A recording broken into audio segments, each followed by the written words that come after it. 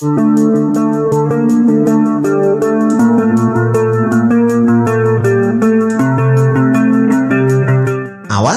propaganda murahan dan berita hoak oleh buzzer Anies.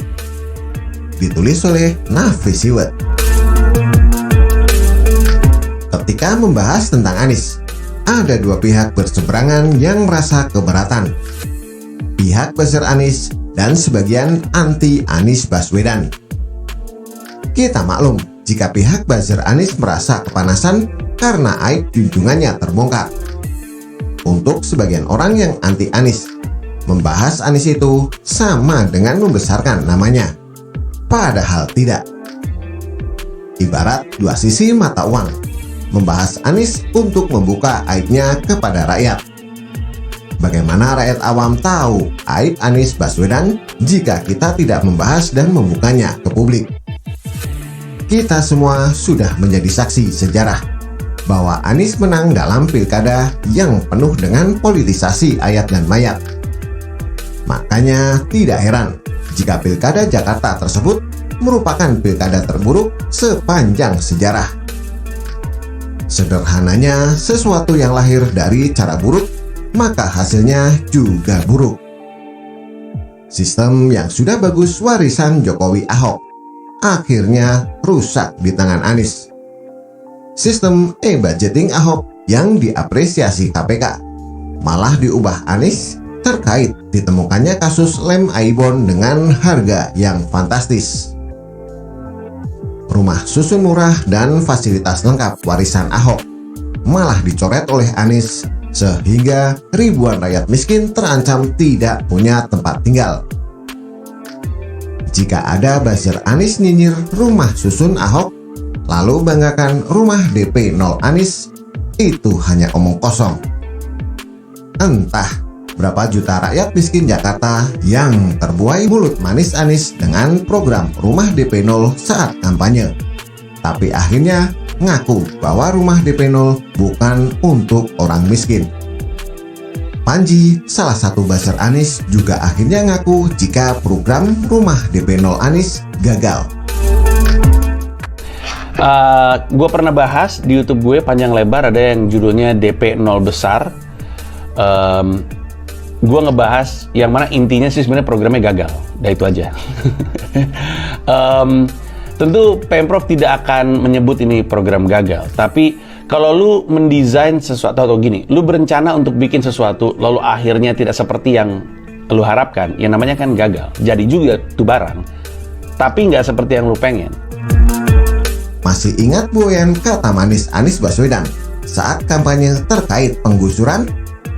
Dengan sesumbarnya, Anies membuai jutaan rakyat miskin di Jakarta dengan mengatakan tidak boleh ada lagi penggusuran di Indonesia. Bukan solusi terbaik dalam menata permukiman.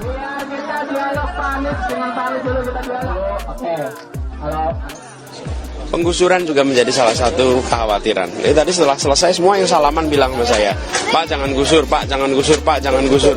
Rasa aman itu seperti tiada lagi di tempat ini. Karena itu saya tegaskan di sini, kita tata ulang. Kita akan tata dengan bersih. Sehingga kampung itu menjadi nyaman, menjadi sehat. Dan ini dikerjakan di berbagai tempat di dunia. Jadi kita itu inginnya kalau ada kampung dikosongkan gitu aja. Jangan dikosongkan, ditata ulang dengan rapi, dengan bersih. Itu yang akan kita lakukan. Tapi setelah Anies berkuasa jadi gubernur, korban penggusuran malah merasa diperlakukan seperti hewan. Makanya tidak heran jika banyak rakyat miskin Jakarta yang dulu yasinan mendoakan Anies menang, akhirnya menyesal setelah digusur oleh Anies. Memang penyesalan itu datang di akhir karena jika di awal namanya pendaftaran. Jakarta sudah mengambil keputusan yang fatal. Seorang nenek bernama Rusmiati yang dulu fotonya dipeluk oleh Anies untuk pencitraan saat banjir, akhirnya trauma dan stres karena Anies hanya omong kosong atasi banjir. Yang meluk juga dia. "Peluk bu," kata dia gitu. sambil bilang sudah tidak banjir lagi Bu, katanya gitu. Pelukannya sudah seperti keluarga gitu, ujar Rusmiati mengingat pernyataan Anies kepadanya. Bukan trauma lagi, stres saya, ujar Rusmiati. Yang mirisnya lagi, banyak sungai di Jakarta bersih masa Ahok, tapi akhirnya kembali kotor di masa Anies Baswedan. Salah satunya Kali Sentiong yang dulu bersih di masa Ahok malah ditutupi kain hitam masa pemerintahan Anies Baswedan dengan dalih mengurangi bau. Logika sederhana, sungai yang kotor itu harus dibersihkan, bukan ditutupi kain. Inikah kualitas Anies yang katanya pintar oleh buzzernya? Jadi sudah kelihatan bukan? Bagaimana sistem yang bagus dibuat Jokowi Ahok malah dihancurkan oleh Anies setelah dia berkuasa. Pejabat gubernur yang baru, Pak Heru Budi Hartono juga harus bekerja keras untuk mengatasi banjir di Jakarta dan membenahi layanan publik setelah 5 tahun kepemimpinan Anies.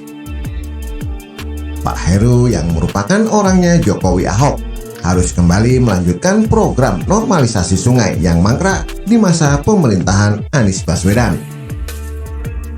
Dan sekarang banyak buzzer Anies melakukan propaganda murahan dan berita hoak kepada masyarakat awam di media sosial.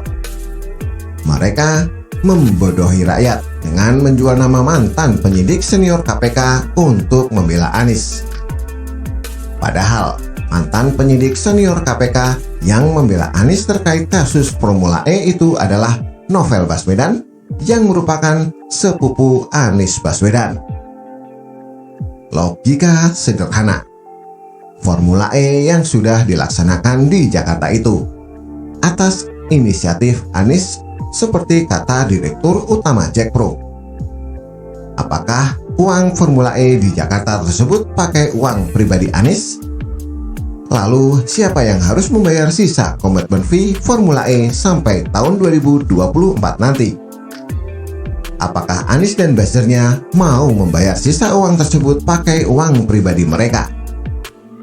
Acara Formula E hanya beberapa hari di Jakarta, tapi harus membayar komitmen fee selama 5 musim dari tahun 2019 hingga 2024 nanti.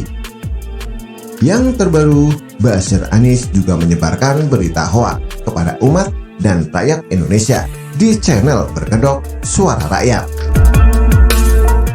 Seberapa pintar Anies Baswedan?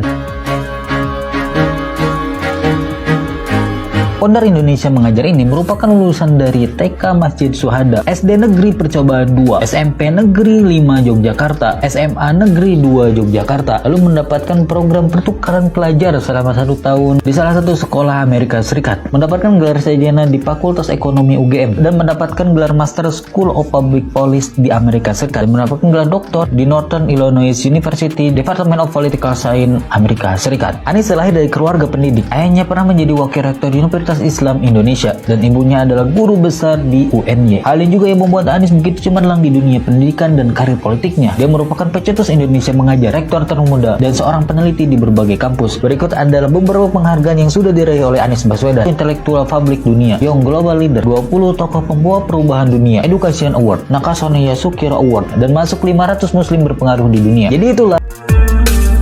Dalam salah satu video singkat tentang seberapa pintar Anies Baswedan, buzzer Anies ini terbukti menyebarkan hoak jika Anies masuk dalam 500 tokoh muslim berpengaruh di dunia. Sejak kapan nama Anies Baswedan masuk dalam 500 tokoh muslim berpengaruh di dunia? Dalam situs https://themuslim500.com, kita tidak pernah menemukan nama Anies masuk di dalamnya.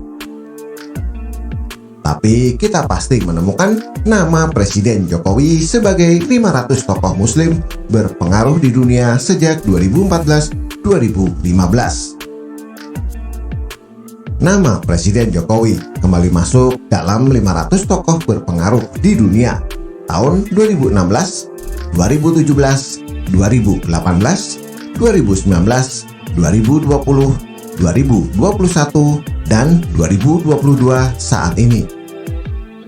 Sungguh mengerikan, bukan? Buzzer Anies menghalalkan segala cara untuk cari simpati umat demi kepentingan politik Anies tahun 2024 nanti. Akhir kata, sekarang jadi paham kenapa kita membahas Anies? Karena kita tidak mau rakyat kecil terbuai lagi dan lagi dengan kata-kata manis seperti dalam Pilkada Jakarta 2017 lalu. Kita ingin menyelamatkan rakyat kecil dari propaganda murahan dan berita hoaks oleh buzzer Anies. Bagaimana menurut Anda? Silahkan tulis komentar di bawah.